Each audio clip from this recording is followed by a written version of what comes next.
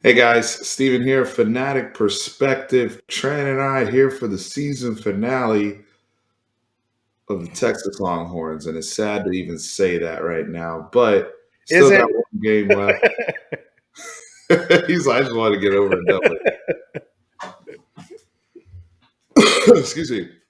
Still got one game left, and we are going to preview Texas versus Kansas State. Kansas State coming in to Austin on Friday morning at 7-4, looking to secure their eighth victory in a rather decent bowl slot. So we'll see what Chris Kleiman and his crew have coming in from Manhattan. First, I do want to jump into thanking our sponsor, BUSR, busr.com/fanatic. We're doing a Thanksgiving special promo right now. Guys, check this out. It is awesome. You'll be able to, upon sign up, let me remove this so you can see the whole graphic here. Upon sign up, so if you sign up on busr.com/fanatic, busr.com/fanatic, you immediately start off with $10, all new players. You immediately get $10 free play. If you DM the Twitter account at PlayBUSR, you get another $25. And if you take advantage, now I will show it here. See that? BSR.com/fanatic. If you take advantage of the Sports 100 FP bonus, that's another $100 or not $100, but matching 100% free play on whatever you put in as an initial deposit within that first 24 hours. So special Thanksgiving promo this week through Thanksgiving. Sign up busr.com/fanatic and claim your $10 at least just to sign up and take advantage of those bonus once you put your deposit down. Appreciate y'all. So Tran, jumping into this game, a lot of mystery, right? Our quarterback situation's up in the air, kind of. Kansas State's quarterback situation's definitely up in the air.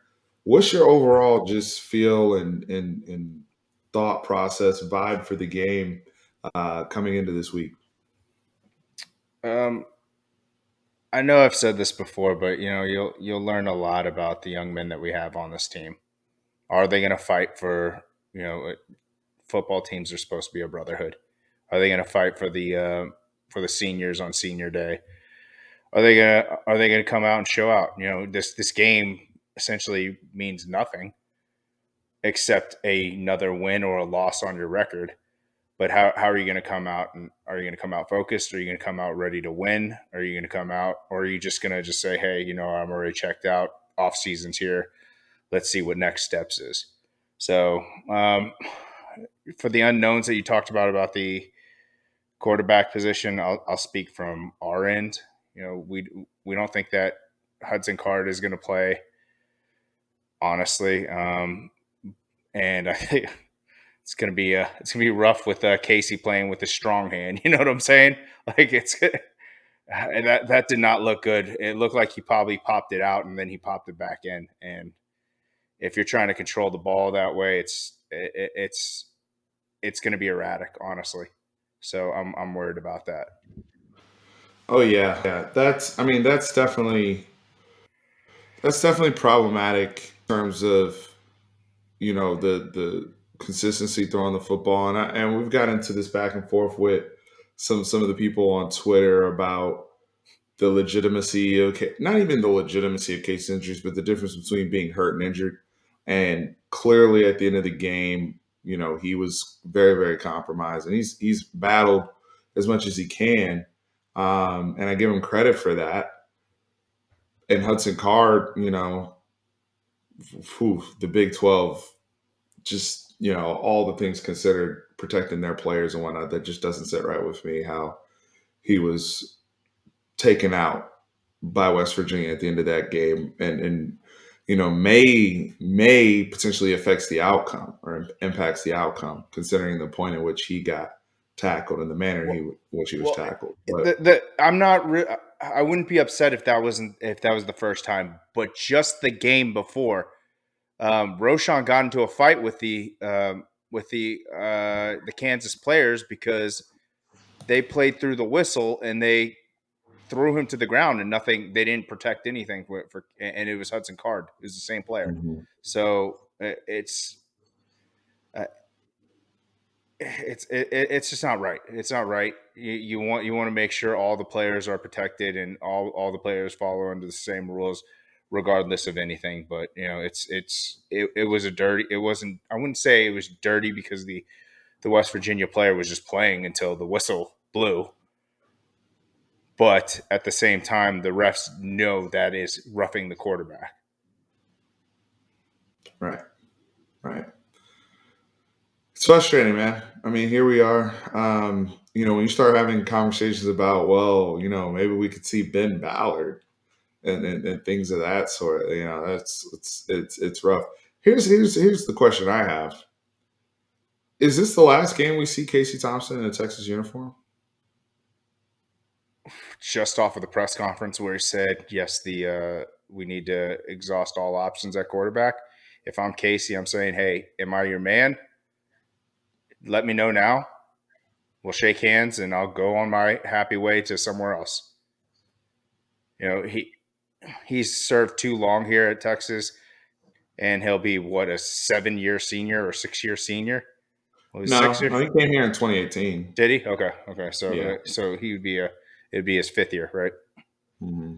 So regardless of that, is that he's been in here for a year and he knows the offense, Mm-hmm. and he was battling through injuries. And if the coach is saying, we want to see, You're gonna have to compete. yeah, you're gonna have to compete again, then that's when you just say, hey, let's just cut our losses, find your guy, we'll go our separate ways. Yeah, that's kind of where I'm at too, man. Um, it's crazy because if you want to use numbers are on Casey's side. I Mm-hmm. mean, 27 touchdowns between pass and run.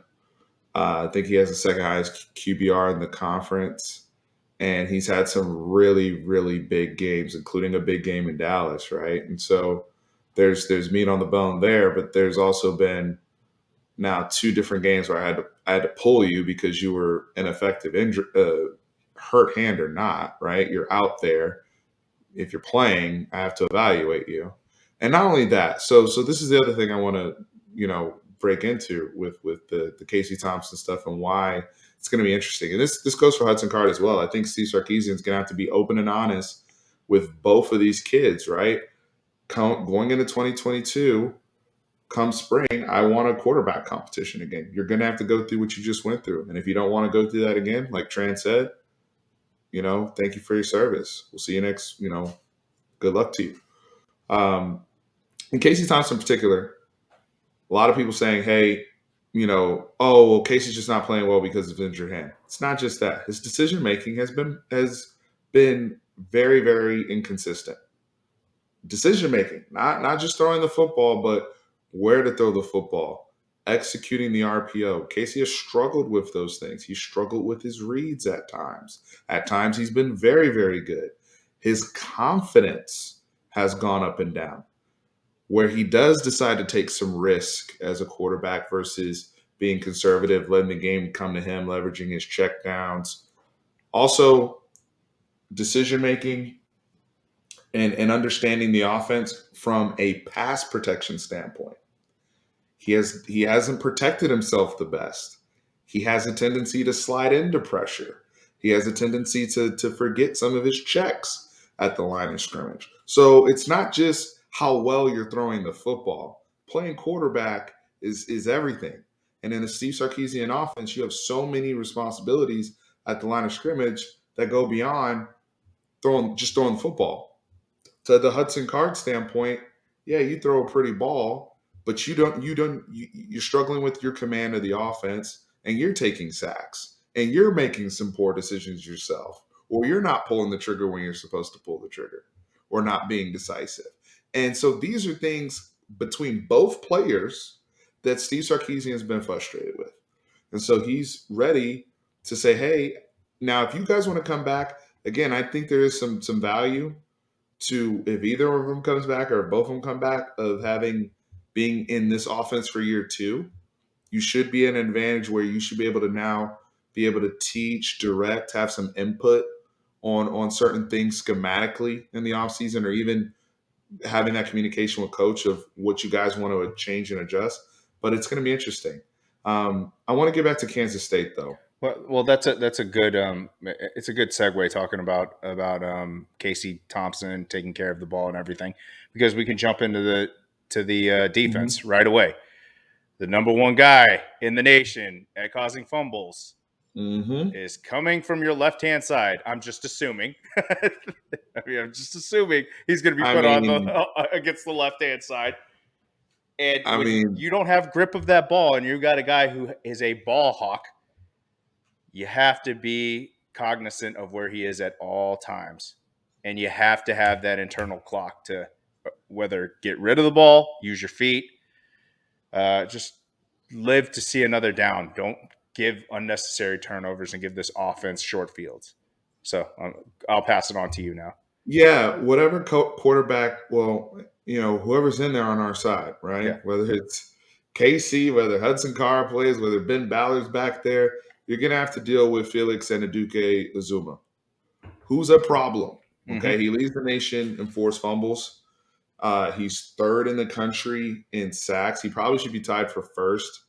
There's a controversy that happened in the TCU game where he actually sacked Chandler Morris 6 times. He officially only got credited for 4 sacks because two of them he got punished for knocking the ball out too quick, and they counted it as a run, even though in the NFL level or any other level of football, that is considered a sack. So very dangerous player. He's been balling for them all year. He's only a sophomore.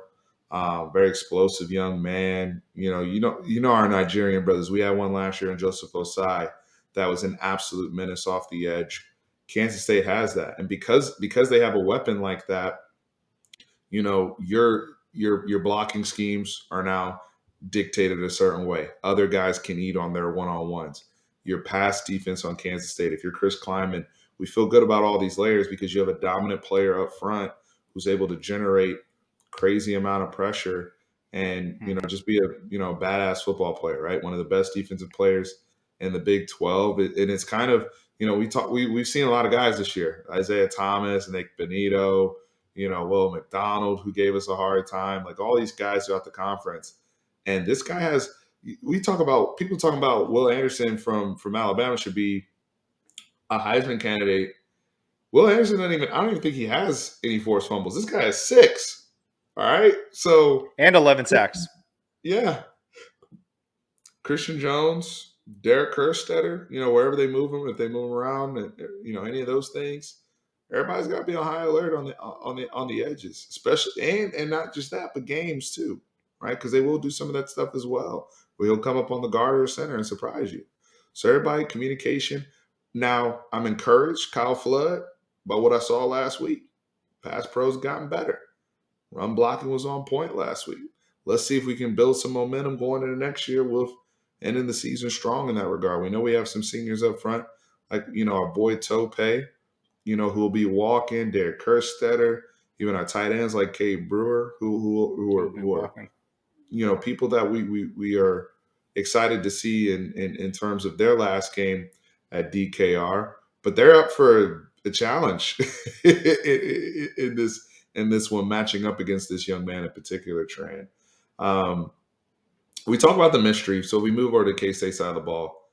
This Deuce Vaughn is Deuce Vaughn is Deuce Vaughn, right? We can talk about Knowles.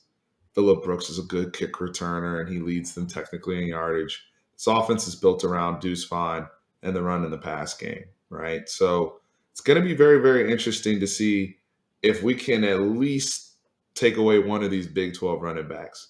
We haven't seen it at all year, Tran. And this kid, I've seen where people box him up in the run game, and he'll still go for $120 in the pass game. Mm-hmm. So, what did I tell you Luke before we started recording? Oh yeah, BUSR. What was the over? If there, Was no, it no, no, no. I 150? said if there is a over under of total yards for him, pass and rush of 150, I'm taking the over on him. honestly. So, Tran, I'm glad you brought that up because you can hit up busr.com/fanatic and go into the prop builder tool. And if you want to make your own prop bet, go to the prop builder tool, custom prop builder tool on busr.com/fanatic. Go check that out. If you guys want to make a thing about Deuce Vaughn over 150 yards, go ahead and sign up on us. But anyway, back to you, Tran. No, I'm just he's their offense. I mean, he really is. It's predicated to him. They use him to get other people open as well. They use him as a decoy the same way we used Bijan earlier in the year and also Xavier Worthy.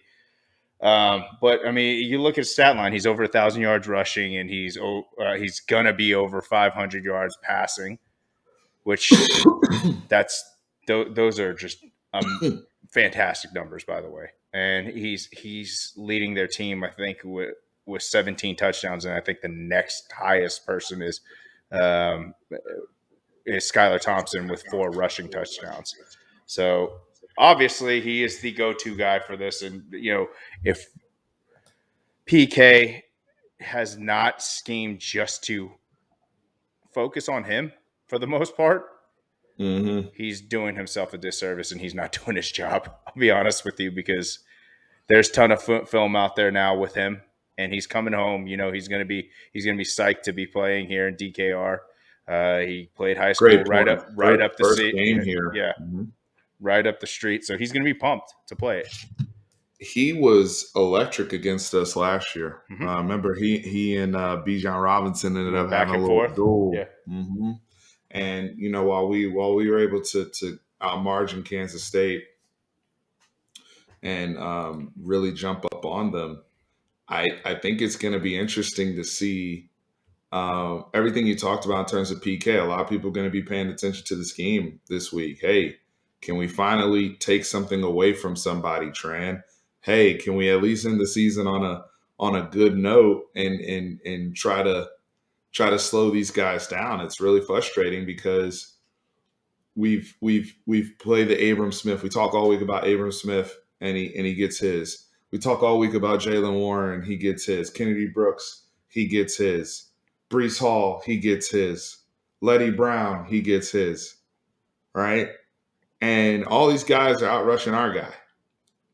Except maybe not last week, but they're out rushing our guy who's working twice as hard. Right? And so that's the frustration in our fan base right now. And so if we can at least see some type of growth, I was trying before you started talking. Luke B heard he suffered a knee injury, according to 247 Sports.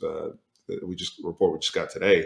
So it looks like he'll be out, and Jalen Ford's in with a banged up DeMarvion Overshown, but Overshown who will be playing. And I want to talk a little bit more about the guys that are banged up, and then we'll get to predictions and guys who this probably will be their last game. But the whole quarterback thing with Kansas State's going to be interesting, and I think that's why Texas is favored in this game. Which that blew my mind when you told me that, by the way. Mm-hmm. It opened Texas by 4. I think it's now down to 3. Even the ESPN, the FPI or the matchup predictor thing, it's like 68% for Texas. And I think it's a lot around Skylar Thompson. People kind of know when just him being there, and he hasn't really been healthy all year. He had the boot on again, I think after the Baylor game, and it's a problem. Will Howard, we know he's more of the traditional, bam, bam, run style type Kansas State quarterback. And then they have Jaron Lewis, who's more of a passer, but has struggled. And sounds like they might play both if Skylar Thompson can't go. Sounds like Skylar Thompson won't go. But then we thought Skylar Thompson was going to play against OU, and he did. And he played well. Mm-hmm. Went out there. They injected him with something, and he went out there and threw his ass off. So not really sure what to expect there from Texas, but to your point, Tran, execute the defensive game plan and have a better scheme if you're PK. Some of these coaches might be y'all's last ride at Texas. Decision may have already been made. Who knows? But speaking of people's last ride at Texas, we know that Coburn is going to be walking. We know that Josh Thompson has accepted a Senior Bowl invite, Mm-hmm. right? Any other, BJ Foster, I believe, will be walking. So the people that aren't walking, Anthony Cook, who we both expect to be back, and Yep. based upon the staff's comments They before love the him. season, Yeah, they love him. they really like him, and they asked him, "Hey, give us 2 years to develop you." So it sounds like that's okay. Uh, we look at um, what's the other brother's name that I'm thinking? Overshown, not walking. So some guys, and Deshaun Jameson, that's the other one, who will most likely guys that are looking to come back for another year at Texas. So I just want to, before we get to predictions, I want to get your thoughts on, you know, guys that are leaving that we know kind of know for sure now versus those who may be coming back or may be on the fence. Uh, the thoughts of him, I'm a little shocked at the Coburn one, honestly. But wish him well if he is walking and this is his last game. I don't want it. I'm grateful for what they've done. I mean, it's been a roller coaster ride the time that they've all been here. This senior class, they've been through highs, they've been through a lot of lows, but regardless, they're still Longhorns, and I'm gonna follow them if they make a team, a squad or anything like that. I'm gonna wish nothing but greatness for them. So uh, it's it's their decision, and just support them. They're still very young. I know I call them kids, and people are like, no, they're young adults. I'm like, well, no, they're kids, bro. They're young enough to be my son, so so they're my kids. So I just wish them. I wish them nothing but success in the future. Yeah, I mean, we all know how frustrating this year has been, and I'm disappointed in a lot of these kids how they perform. I'm disappointed with some of the lack of leadership, a lot of lack of leadership. Brennan Schooler's walking as well. Some of the kids, I'm not disappointed in Brennan Schooler per se, but somebody else off the top of my head that I know is walking. With that being said, I'm always, it's a week of thanks, Yeah. right? We're going to Thanksgiving uh, on Thursday, and week of thanks. And like you said, the highs and the lows.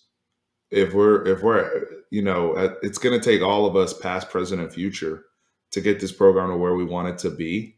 And these kids, I want them to be successful in life, and they can turn around and be alum and say, hey, maybe we were the cautionary tale. Maybe we were the first group with Sark, and it was really bumpy, but it was necessary for us to really get to where we needed to get to, right? And we're still better kids, we're better young men for having been at Texas and having left Texas.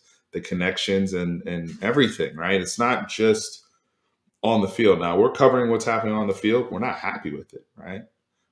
We're probably going to be 4-8. That's horrible, right? But in the grander scheme of context and life, and hopefully this is also lessons learned to these young men, right? The next endeavor you go to, finish. The next every aspect of your life, every relationship you have in your life, right? Take this as a lesson, and not just look. You can look back and talk to other little bros out there and be like, "Yo, don't make some of the mistakes that we made." Or if you wish you had spoken up a little bit more or stepped a little bit more out of your comfort zone to help the team.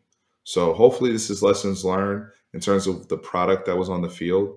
But we know I mean, there's a lot of guys who are leaving here with unbelievable opportunities, whether it's at the next level, to coach, to in the professional world, or some guys who may make an NFL roster, right? I'm not counting anybody out. So best of luck to all these guys. Tran, we want to get in. Let's jump into predictions real quick and wrap it. Your take, man. 31-28, Kansas State. So we're going 4-8, huh? Yep. I just I until this team shows me that they're going to be they're going to show some resilience. I have to go with their history. More than fair. More than fair. I'm actually going to pick Kansas State as well. I'm going to pick Kansas State 23-20. So I also have a 3-point margin. And I think we're going to come out. I think it's going to be one of these games where we come out and we play with a lot of energy to start, regardless of what's there in the stands. We've been hearing crazy stories about tickets and ticket prices and the jokes and things of that sort. It's still senior day. It's still a day of family and friends and loved ones that will be there. So I think they'll play hard early. I just don't see them. I don't see them bubbling up Deuce Vaughn. Our special teams have been pretty good, so it's kind of like strength on strength there with specials. But unfortunately, with our quarterback situation and trying to throw the football, um, I'm concerned. I'm concerned, especially dealing with this brother Felix, Me too. who's an absolute menace. So I have 23-20. And Tran, what was your score? 31-28. 31-28. So unfortunately, we think we're going to end with a 7-game losing streak, which is tough. But that's only out of respect to Kansas State. They've been a good, solid team all year, which is respect to the rest of the conference, which is a lot of solid teams. Trey and I will be back. We're going to do a video to kind of pick over all the rivalry games real quick here. And we'll have that in either part two or just a different video overall. But in this week of thanks, happy Thanksgiving to everybody out there. Hopefully, you'll have a good one with your families. Fun, safe Tran, travels.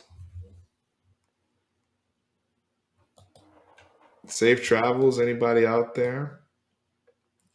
While you're here, remember if you're new promo, new client promo, busr.com/fanatic. Thanksgiving special. You sign up, you get $10 right away. Let's go ahead and get the deposits in. Put some money down on Cowboys, Raiders, or Bills, Saints, or Bears, Lions, anything you want to do, or any of these rivalry games coming up in rivalry week. But $10 free pay bonus right when you sign up. Another, if you DM playbusr on Twitter, get another $25. You guys take advantage of this Sports 100 FP promo that we're running. That's another $100 free play just to put your bets in that you're already going to put, right? So appreciate our sponsor, BSR official sportsbook, official betting partner of Fanatic Perspective. Guys, happy Thanksgiving. Yes, happy Thanksgiving, everyone. We love everybody out there. Remember, horns always up.